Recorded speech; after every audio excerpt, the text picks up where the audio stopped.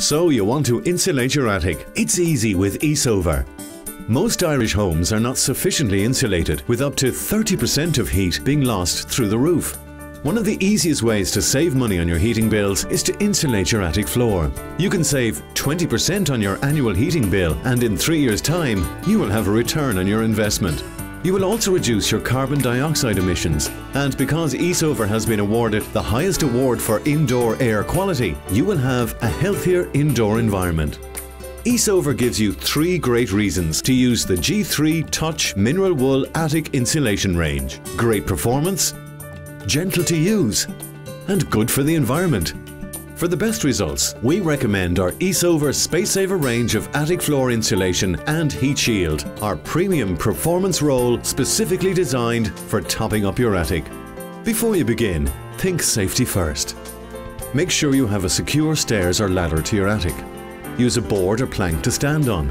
Don't stand between joists, as your foot may go through the ceiling.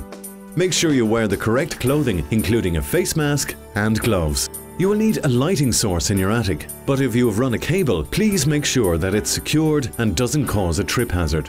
Do you have pipes and tank insulation covers? Do you have ventilation points? You can check the eaves to see if there are ventilation grills. Next, you will need to work out how many rolls of insulation you will need. Check joists. Do you have any existing insulation in your attic? What size are your joists? Measure depth and width. Typically, joists are 100 mm deep and 600 mm wide.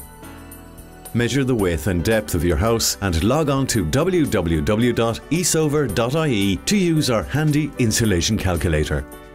What items do you need? Gloves, face mask, a sharp insulation knife, goggles, measuring tape, brush handle, pipe insulation, downlighter or socket boxes, a cold water tank jacket, and Easover insulation. Now you are ready to begin. Cover sockets and downlighters with a socket box, and remember to leave a 75 mm gap around the cable where the cables can't be lifted above the insulation.